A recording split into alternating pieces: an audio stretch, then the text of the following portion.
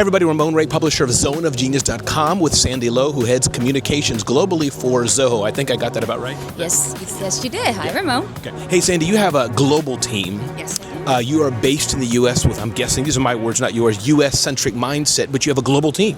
And that's all about Zoho, right? You're all about global. So my question for you, simple is, how do you lead a global team? What are the tips, advice you have being a leader of a global team with different mindsets, different ethnicities, different backgrounds, some quiet, some not? So just talk to us about leadership. That's a great question. So I would say number one is be willing to learn. And because there are cultural differences, cultural nuances, and just the different ways that people communicate with media, employees, analysts, influencers there. First, to lead a global team, you have to be open to learning. And also just the communications around the clock. It really is. And, if you ask anybody, they'll tell you that, okay, Sandy will always be there to answer around the clock, around all the different times. And you are. I've emailed you many times over the last 10 plus years of our friendship, yeah. As long as I'm not asleep. Of course. Now, I do have to sleep for a few hours a day. But just making sure that you can be that trusted source, no matter what country they're from, what region they're from.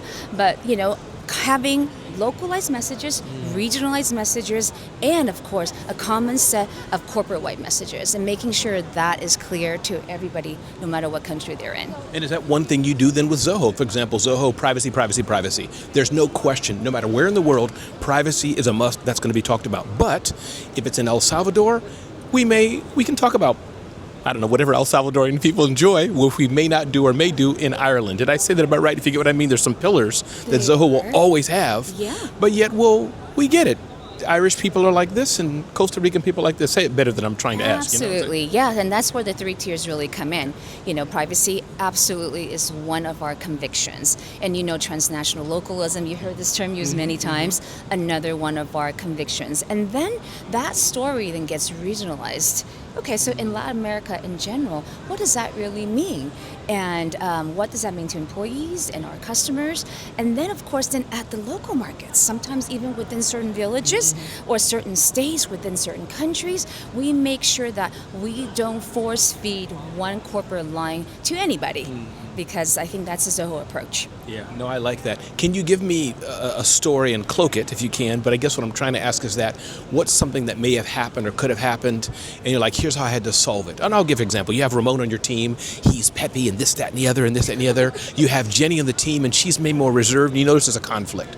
As an example, how would you solve that? You get what I'm trying to give me an example of how do you have great people, you love them all, but they're different people. What's your advice for leaders who deal with teams? Well, I think that's a very real situation anywhere. I mean, certainly, it happens here. And I think, well, first of all, I would love to have Ramon on my team, okay? Let's just make that clear. So I think that it's also really trying to build opportunities for people. Right? Someone like Ramon who's energized everybody can be good at so many things. And someone who's shyer and more reserved and maybe not as confident, it's up to me as a manager to build that confidence up and create opportunities for that person so they don't seem like to be defined by one quality over another. Actually, one of the things that Sridhar Vembu, our CEO, told me when I interviewed for the company, he said, Sandy, and this is like the first time I ever met this man, and I was just like, whew, wow. He said, if an employee at Zoho is not succeeding, that is our fault. That is our fault as a manager. I love that. That means we have not found for this person what they're good at and what they're passionate about.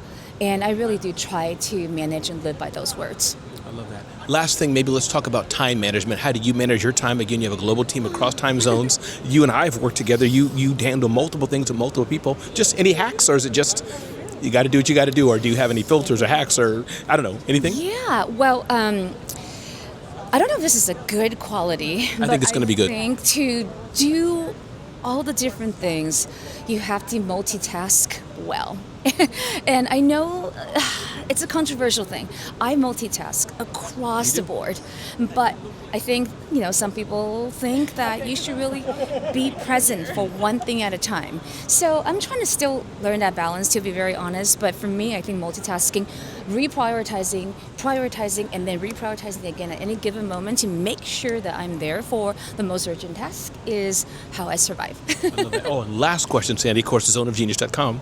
How do you help members of your team stay in or identify their zone of genius? In my humble opinion, I think you found your zone of genius. Just a public compliment to you, how you've, with your team, built what we're doing at Zoho. So I'll leave it at that, but congratulations to you and the team, I know, for what you all are building over the last years. But my question to you, Sandy, is how do you help your team find their zone of genius and thrive in it? New team member comes, let's talk about zone of genius. Yeah.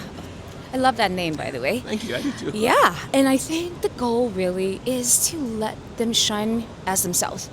Let their personality shine. And like I said earlier, whether it's because they're reserved, whether they are, always ready to shout with a megaphone, like whatever it is, let their own personality shine, because then they are comfortable with who they are.